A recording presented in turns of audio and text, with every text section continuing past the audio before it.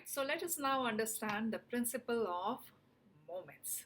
This is our video number 3 of the 3 videos. It is the video number 3 of the 3 videos in which we are going to understand the basic concepts of moment. If you have not gone through the previous 2 videos, you can go through it quickly. They are short videos. After going through these 3 videos, you'll understand all the technical details about moments. After this video, we'll taking up examination style questions where we'll be practicing how the real life questions in the exams look like, right? So let us start by understanding the principle of moments. It is simple. The principle talks about when an object is in equilibrium. Say that this pen on my palm, not moving, it is in equilibrium. So what happens when a system is in equilibrium? The sum of all the clockwise moment about any point will be equal to the sum of anti-clockwise moments about that same point, right? Sum of all the clockwise moment about the point, which is the pivot, right, is equal to the sum of anti-clockwise moment about the same point. Let us apply this principle to solve a question. So here we have a plank which is balanced on a tip of the pivot, right? There are 3 weights, W1, W2, W3 kept on the plank, and their distances from the pivot are also different. Let us mark the pivot. This point here, the red point that I'm plotting here, it is your pivot. Let me call it point P, right? Now the question is saying to calculate W1. In this figure, W1 is what you have to calculate. If W2 is given to you, W2 is 2 newtons. All the weights act downwards, so let us mark them in the picture. 2 newtons. W3 is 4 newtons. And D1 is also given to you. D1 is 0.25 meters. D2, which is the small distance here, is equal to how much? 0.1 meters. D3 is equal to 0.2 meters. So all the set of data is given except for W1 if you apply the principle of moment. Now the condition here which is given is that the plank is in equilibrium. It is perfectly horizontal. If that happens, all the moments which are anti-clockwise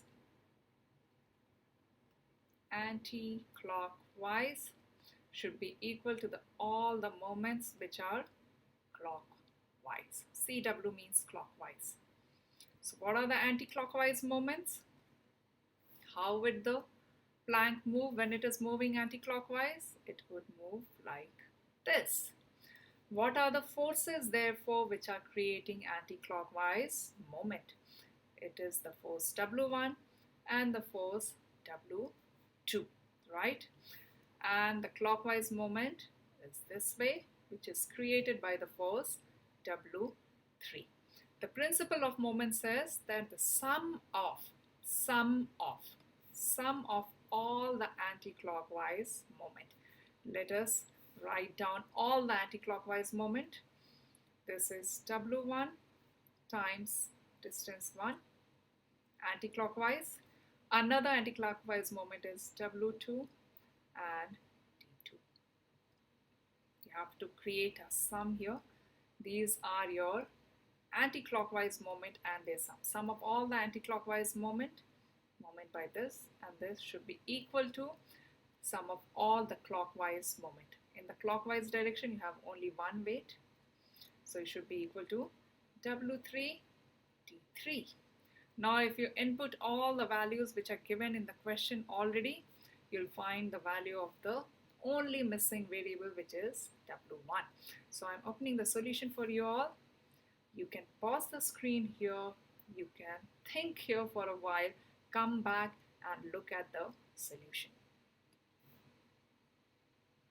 So here we have the solution. They have also created the same equation, W1 D1, W2 D2 is equal to W3 D3, and we understand how this equation is created. And when you solve this, input the values and you solve this, you'll find the value of W1, which is coming out to be 2.4 newtons, right? Simple and easy to apply the principle of moment. All right. So here we have some turning effect of forces at work. So in a day-to-day scenario, we use a lot of simple machines, right? So the figure here shows a wheelbarrow. The figure B here shows a trolley, right? You see a wheelbarrow, you see a trolley. These are some simple machines which make our day-to-day working easy, right? So what do you see in this picture? You are using your hands to lift up a heavy load. The heavy load here is your sand, right? Which is kept in the basket here. And you're using your hands. Do you see your hand?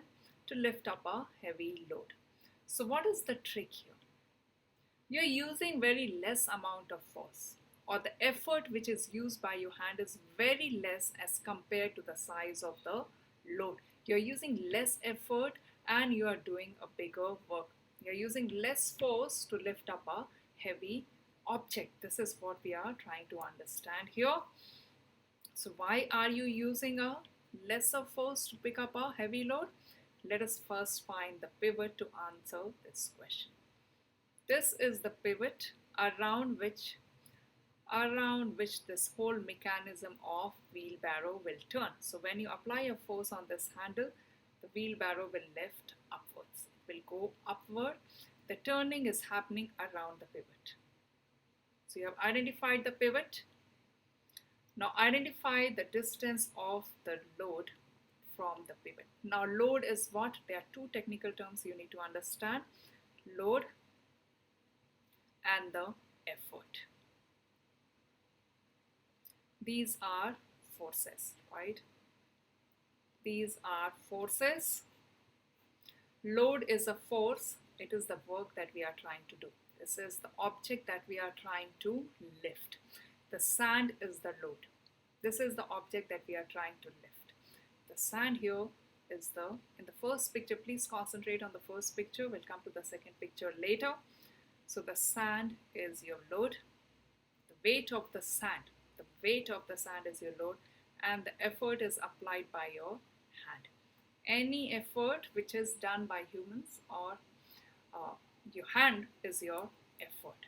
So wherever you see your hand, that means this is your effort. This is the effort that you are applying.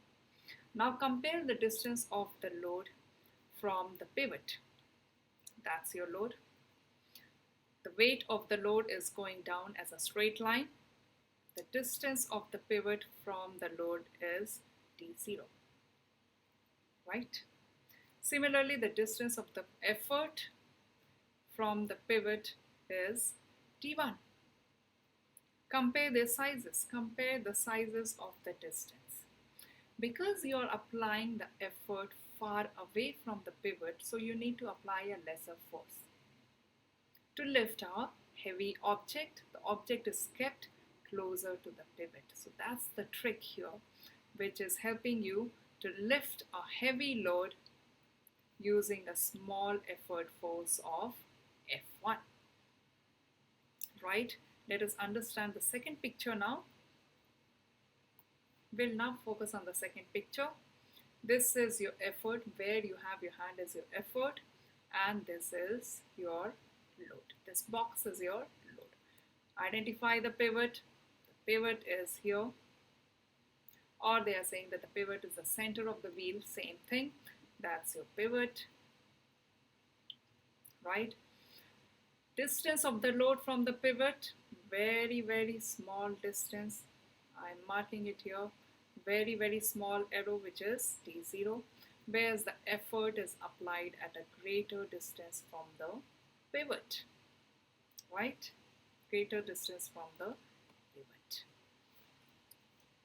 So let us see what is the next point here. The effort acts much further away from the pivot. The effort in both the pictures is away from the pivot. Effort is away from the pivot than the load.